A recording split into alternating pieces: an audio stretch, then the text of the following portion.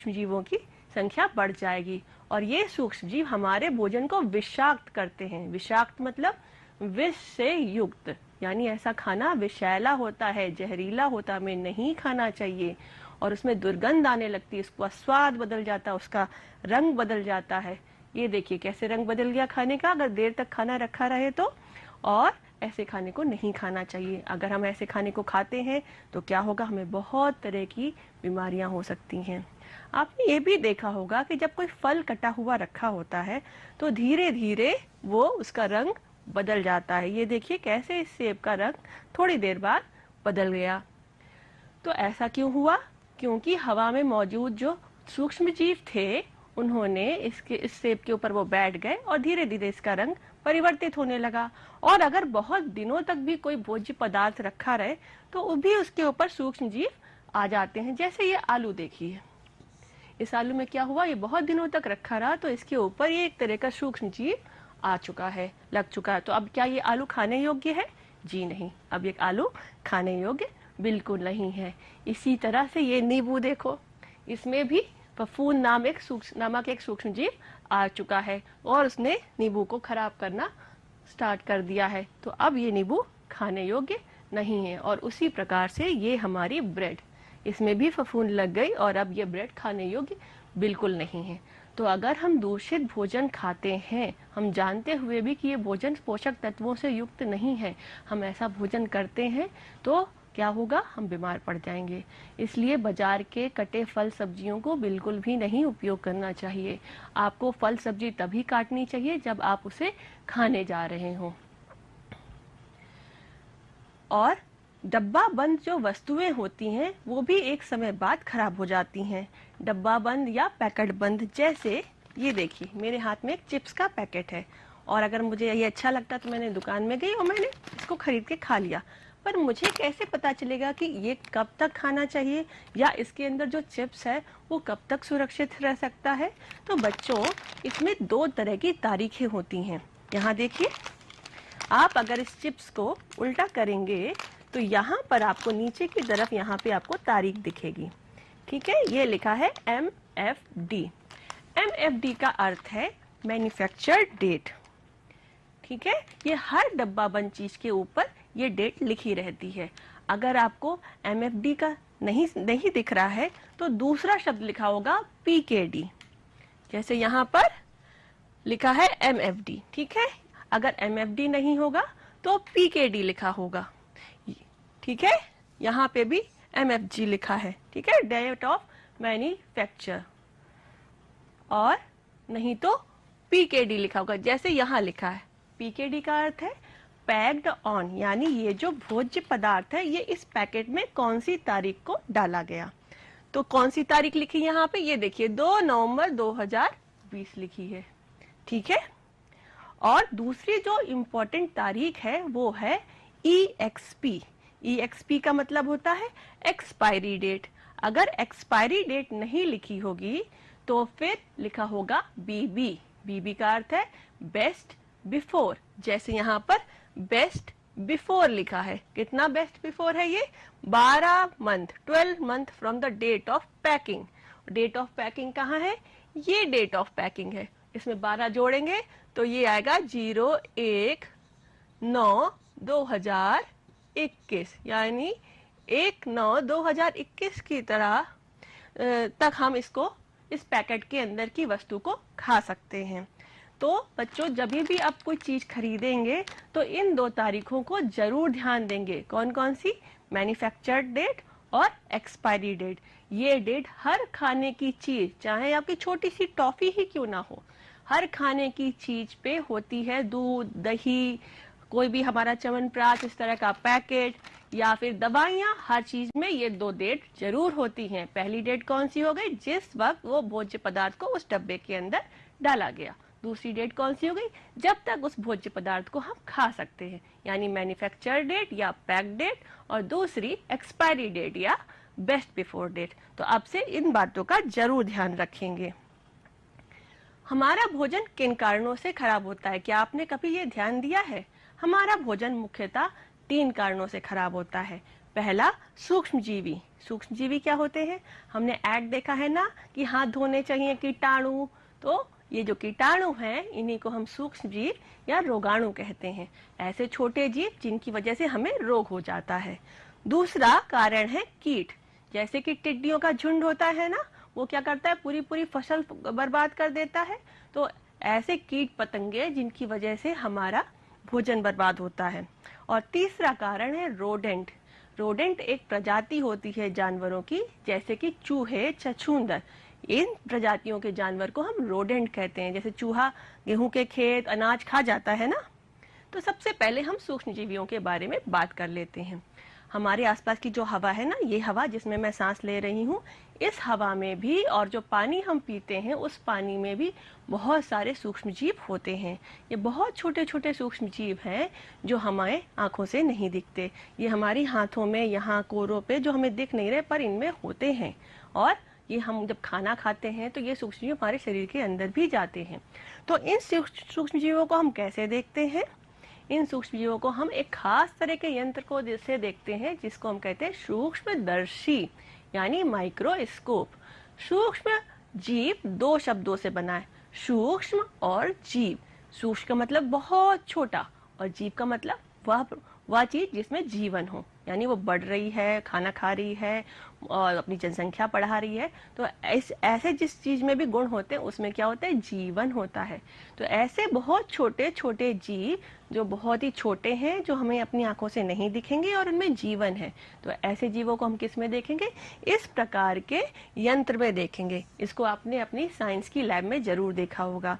इसमें क्या होता है, एक छोटी सी कांच की पट्टी पर हम एक पानी की बूंद, गंदे तालाब की पानी की बूंद आप रखिए तो आपको ऐसे बहुत सारे छोटे छोटे चलते हुए जीव दिखेंगे।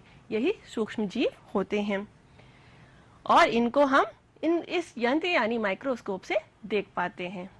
सूक्ष्म जीव लाभकारी और हानिकारक दोनों तरह के होते हैं और हानिकारक सूक्ष्म जीवों से ही हमारा भोजन खराब होता है। तो हम पहले सूक्ष्म जीव की बात करते हैं। पहला सूक्ष्म जीव है कवक, या इसको हम फफूंद भी कहते हैं। कई बार इसको फुई भी कहा जाता है और इसको इंग्लिश में हम फंगस या मोल्ड कहते हैं। या रुई जैसी संरचना होती है, इसको आपने जरूर देखा होगा। जब आप अचार खोलते हैं तो उसमें सफेद सफेद रुई जैसी संरचना दिखती है ना, ये ही फफूंद है। और कभी कभी आपका दही मट्ठा बहुत दिनों तक रखा रह गया तो उसके ऊपर काली हरी रंग की भी फुई यानी थोड़ी रुई जैसी संरचना उत्पन्न हो जाती, ये फफूंद ही है। ये फफूंद बहुत सारे रंगों की होती है। जैसे आपने तो अचार में सफेद रंग की देखी, दही में काले रंग की देखी, इस तरह से ये काले, नीले, भूरे बहुत सारे रंगों की होती है और ये सब जगह होती है और ज्यादातर ये नमी वाले स्थानों में होती है। आपके साथ अक्सर ऐसा हुआ होगा कि शनिवार को आपने अपना लंच निकालना भूल गए और फिर छुट्टी पड़ गई संडे को, और हो सकता है मंडे को भी छुट्टी पड़ गई हो, और ट्यूसडे को जब आप गए कि अब मुझे अपना लंच रखना है, मुझे तो स्कूल जाना है, तो मम्मी ने जब आपसे लंच मांगा, आपको ध्यान है अरे मैंने तो लंच निकाला ही नहीं। और आप जब फटाक से अपने बैग से आपने लंच निकाला और उसको खोला, तब क्या था, उसमें काले या सफेद रंग की ये फफूंद लगी थी और उसमें से गंदी सी महक भी आ रही होगी। तो क्या हुआ, जब आपने लंच बंद किया तो उस हवा में वो फफूंद आपके लंच के डब्बे के अंदर बंद हो गई और उसमें उसको छोटा छोटा थोड़ा थोड़ा जो आपका खाना बच गया था वो भोज्य पदार्थ मिल गया और वो उसके ऊपर बैठ के अपनी उसने जनसंख्या बढ़ा ली। ऐसे एक फफूंद नजर नहीं आती, लेकिन जब ये बहुत सारी हो जाती हैं तो वो नजर आने लगती हैं। जैसे हमारा पाउडर होता है ना, अगर हम एक पाउडर का कण ले, क्या नजर आएगा? नहीं नजर आएगा ना, लेकिन पाउडर के कण इतने सारे होते हैं वो नजर आने लगते हैं।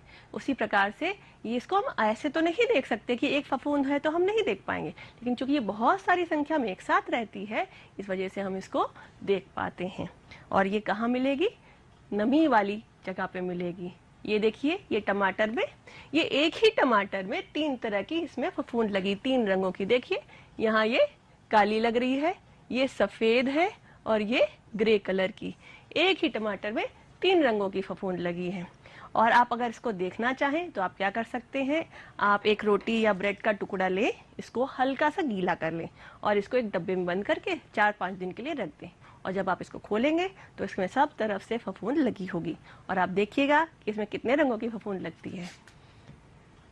और अगर हम फफूंद को माइक्रोस्कोप यानी सूक्ष्मदर्शी में देखें तो क्या पता चलेगा? ये देखिए, इस हिस्से को अगर हम माइक्रोस्कोप में देख रहे हैं तो हमें इस तरह की पेड़ जैसी संरचना दिखाई पड़ती है। ये पेड़ जैसी संरचना ही फफूंद है। फफूंद के कुछ उदाहरण हैं राइजोपस, म्यूकर और ईस्ट। ईस्ट को हिंदी में हम खमीर कहते हैं।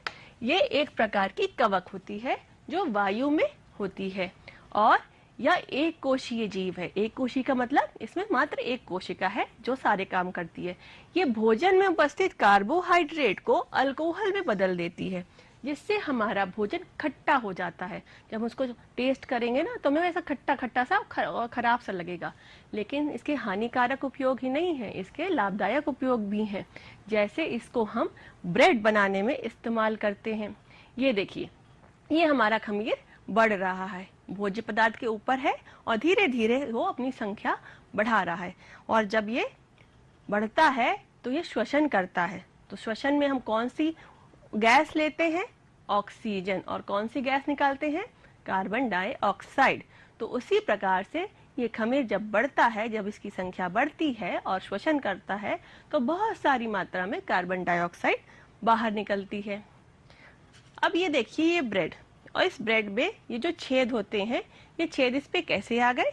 क्या होता है, जब हम ब्रेड बनाते हैं जिस आटे में, हम उसमें ये खमीर का पाउडर डाल देते हैं, उसके साथ मिला के आटे को रख देते हैं। और जब आटा रखा होता है, मड़ा हुआ आटा जिसमें ये खमीर है वो रखा होता है, तो ये अपनी संख्या धीरे धीरे बढ़ाता है और उसमें सांस लेता है।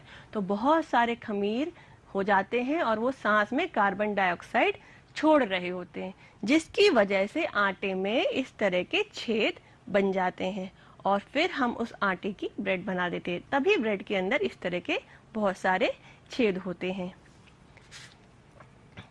अब हम दूसरे सूक्ष्मजीव बैक्टीरिया के बारे में बताते हैं।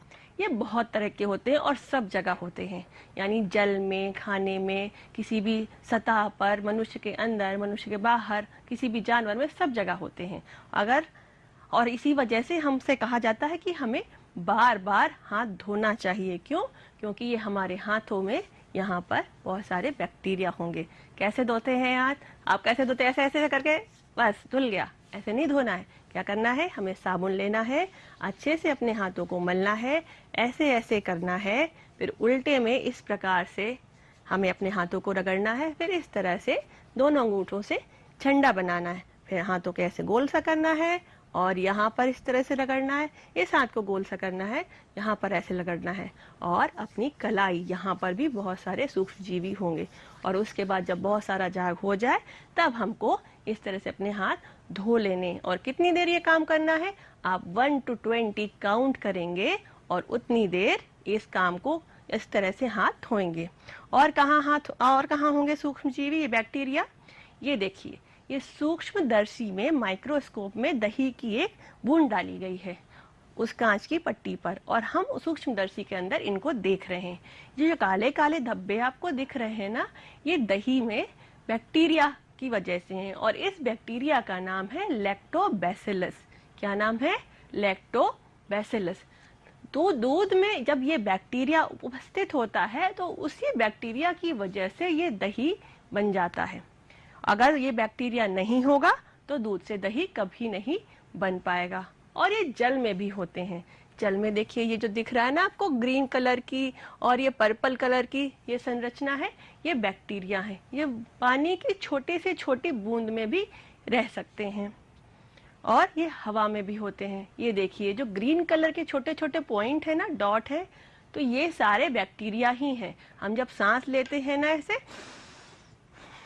तो ये सारे बैक्टीरिया हमारे अंदर घुस जाते हैं। तो हम बीमार क्यों नहीं पड़ते? हम बीमार इसलिए नहीं पड़ते क्योंकि जब हम अच्छे से खा पी रहे होते हैं तो हमारे अंदर की प्रतिरोधक क्षमता बहुत मजबूत होती है। ये हमारे अंदर की सेना है जो इन सारे बैक्टीरिया से लड़ रही है और हर वक्त इसको मार रही है। लेकिन जब हम लगातार ऐसा खाना खाते हैं जो सही नहीं है, जो पोषक तत्वों से युक्त नहीं है, तो हमारी ये सेना कमजोर पड़ जाती है और ये बैक्टीरिया और दूसरे तरह के सूक्ष्मजीवी हमें बीमार कर सकते हैं। और अगर हम इस तरह से ठीक से खाना नहीं खाएंगे तो हमें पेट दर्द, उल्टी जैसे रोग हो सकते हैं। जो दूसरा प्रकार का जो हमारा जीव है जो हमारे खाने को खराब करेगा वो है चूहा। मूसक प्रजाति के जीव जैसे कि चूहा और छछूंदर। ऐसे जो जैसे आपने क्या देखा होगा कि आपकी रसोई में चूहे घूमते रहते हैं, तो रसोई में क्या करना है, कोई भी चीज को खुला नहीं छोड़ना है, हर चीज को ढक कर रखना है, उसको चूहे की पहुंच से दूर रखना है और हो सके तो चूहे को रसोई में आने नहीं देना है। चूहे हमारा अनाज खा जाते हैं, खेतों में होते हैं, पूरी फसल को बर्बाद कर देते हैं, बाग बगीचे के फलों को सब्जियों को कुतर देते हैं। और चूहे के अंदर छोटे छोटे कीड़े रहते हैं जिनको हम पिस्सू कहते हैं, उनकी वजह से बहुत तरह की बीमारियां होती हैं। तो इस वजह से चूहे को घर, बाग और रसोई जैसी जगहों से दूर रखना चाहिए। तीसरी तरीके के जो जीव हैं जो हमारे खाने को बर्बाद करते हैं वो हैं कीट पतंगे। ये फल, अनाज को खराब कर देते हैं। जैसे कि एक कहावत है ना कि गेहूं के साथ घुन भी पिस जाता है, तो गेहूं में कौन सा कीट रह रहा होगा? गेहूं में घुन रह रहा होता है। तो जब हम गेहूं पिसाने जाएंगे तो उस गेहूं में अगर घुन है तो वो उसके साथ भी पिस जाता है। तो वहां से ही ये मुहावरा आया कि गेहूं के साथ घुन पिस जाता है। तो गेहूं में कौन सा कीट रहेगा? घुन। वो घुन बहुत सारे और भी अनाज में रहते हैं, जैसे यहाँ मक्के में है, ये देखिए सोयाबीन के दानों में भी घुन लगा है। और इसी तरीके से गोभी छेदक कीट होते हैं, गोभी कीट होते हैं, बैगन छेदक कीट होते हैं। और टिड्डियां तो पूरी पूरी फसल ही बर्बाद कर देती हैं। तो बहुत सारे कीट पतंगे हैं जो हमारा भोजन बर्बाद कर देते हैं। भोजन को सुरक्षित रखा जाता है और भोजन की सुरक्षा के ये जो क्रिया है इसको हम कहते हैं परिरक्षण। इंग्लिश में हम इसको प्रिजर्वेशन कहते हैं। ये भोजन को लंबे समय तक सुरक्षित रखने के तरीके हैं। इससे हम भोजन को सूक्ष्म जीवियों से बचा सकते हैं, जैसे अचार, मुरब्बा। अचार तो सबने देखा होगा। अचार में क्या क्या पड़ता है? अचार में नमक, मसाले, सिरका, तेल, ये सब पड़ता है और उसको फिर हम धूप में रखते हैं। तो उससे क्या होता है? उस अचार के अंदर का पानी सूख जाता है और सूक्ष्म जीवियों की वृद्धि वहां रुक जाती है। सबसे पुरानी विधि जिससे हमारा भोज्य पदार्थ सुरक्षित रहता है वो है निर्जलीकरण। ये बहुत ही आसान और सरल विधि है और ये वर्षों से चली आ रही है। इस विधि में क्या होता है कि सूर्य की किरणों से हम किसी भी वस्तु को सुखाते हैं। जैसे ये देखिए मिर्च है, इसमें अगर हम इसको धूप में रखेंगे तो क्या होगा? थोड़े समय बाद ये मिर्च सूखकर लाल हो जाएगी। तो इसमें क्या हुआ? इस मिर्च के अंदर जो भी नमी थी वो किसने सोख ली? वो सूर्य ने सूख ली। तो ये बहुत ही आसान विधि है और इसका उपयोग सबसे ज्यादा किया जाता है। और इस विधि से बहुत सारी चीजों को सुखाया जाता है और सुरक्षित रखा जाता है, जैसे कि ये पोहा, ये हमारे पापड़ और ये सब तरह के हमारे ड्राई फ्रूट्स, ये पास्ता, कॉर्नफ्लेक्स और बहुत सारे से मसाले। जैसे कि यहाँ देखिए, यहाँ क्या क्या है? ये देखिए चावल, ये भी सूखा हुआ है, चना, ये मूंग की दाल, मेथी और ये लौंग, पोहा और ये दालचीनी, ये सब सूखे हुए हैं और इस वजह से ये बहुत दिनों तक चल जाएंगे, इनमें सूक्ष्मजीवी नहीं लगेंगे। अगर हम इनको अच्छे से ऐसे डब्बे में बंद करते हैं कि इन तक अगर कीट नहीं पहुंचेंगे तो इनको बहुत दिनों तक सुरक्षित रखा जा सकता है। तो सुखाने की इस विधि को हम क्या कहते हैं? निर्जलीकरण। निर मतलब नहीं और जल मतलब पानी और करण मतलब क्रिया। तो ऐसी क्रिया करनी है जिससे पानी नहीं हो, यानी पानी सारा सुखा दिया जाए। इंग्लिश में इसको डिहाइड्रेशन कहते हैं। डी मतलब नहीं, हाइड्रेशन मतलब पानी। तो ऐसी क्रिया जिसमें पानी नहीं होना चाहिए। दूसरी विधि जो परिरक्षण की है वो है उबालना, या इंग्लिश में हम इसको बॉइलिंग कहते हैं। या अत्यधिक तापमान पर जब हम किसी तरल पदार्थ को उबालते हैं तो उसके अंदर क्या होता है? हानिकारक जीवाणु नष्ट हो जाते हैं। जैसे ही दूध वाला घर में दूध लेके आता है तो आप क्या कहेंगे? फटाफट दूध को गर्म कर लो। उससे क्या होगा? जब आप दूध को गर्म कर लेंगे तो उसके अंदर के सारे जो सूक्ष्म जीव हैं वो नष्ट हो जाएंगे और आपका दूध सुबह से लेकर शाम तक चल पाएगा। अगर आप ऐसा नहीं करेंगे तो क्या होगा? दूध जल्दी से खराब हो जाएगा। और पानी को भी उबालते हैं। जब कोई व्यक्ति बीमार हो जाता है तो डॉक्टर क्या कहते हैं? डॉक्टर कहते हैं इसको उबाल कर पानी देना है, क्योंकि उबले हुए पानी में क्या होगा, सूक्ष्मजीवी नहीं होंगे। तो ऐसा व्यक्ति, जो रोगी व्यक्ति, वो जल्दी स्वस्थ हो जाएगा। प्यारे बच्चों, आज हमने बहुत कुछ सीखा, एक बार हम उसको देख लेते हैं। हमने देखा कि वृद्धि के लिए भोजन की आवश्यकता होती है। पोषक तत्वों से युक्त भोजन ही करना चाहिए। अधिक समय और अधिक तापमान पर भोजन को रखने से भोजन खराब हो जाता है, क्योंकि भोजन में बहुत सारे सूक्ष्मजीव पनपने लगते हैं। चूहे, कीट, सूक्ष्मजीवी हमारा भोजन बर्बाद कर देते हैं। भोजन को सुरक्षित रखने का तरीका क्या कहलाता है, परिरक्षण। और भोजन से अगर पानी निकालना हो तो ऐसा तरीका क्या कहलाएगा, निर्जलीकरण। किसी तरल पदार्थ को बहुत अधिक उबालने से क्या होता है, वो बहुत अधिक देर तक सुरक्षित रहता है और उसके अंदर के सारे रोगाणु, सूक्ष्मजीवी नष्ट हो जाते हैं। चलिए कुछ अभ्यास करते हैं। ये क्या है, ये है मैगी, और इसे किस विधि से सुरक्षित किया गया होगा, सोचिए। ये सूखी हुई है ना, तो इसको निर्जलीकरण से सुरक्षित किया गया होगा। ये देखिए, ये पैकेट है, इसमें कहाँ लिखा है कि इसको कब बनाया गया होगा, सोचिए कहाँ लिखा है।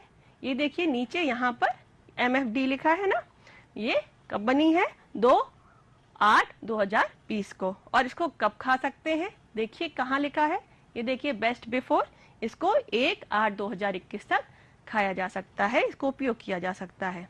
अब गृह कार्य क्या करना है, आप अपनी रसोई में जाइए, वहां देखिए कि कौन कौन सी चीजों को सुखा कर रखा गया है। इस तरह की आपको 10 चीजों की लिस्ट बनानी है, और अपनी माँ से पूछिए कि वो किन किन वस्तुओं को उबालती हैं। ठीक है बच्चों, तो यहाँ हमारा पाठ समाप्त होता है। धन्यवाद।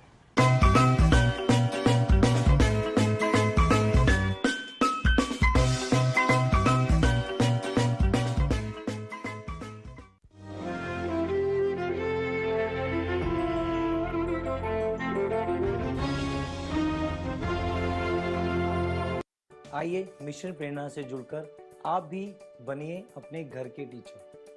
अगर आप यूपी सरकार और मिशन प्रेरणा के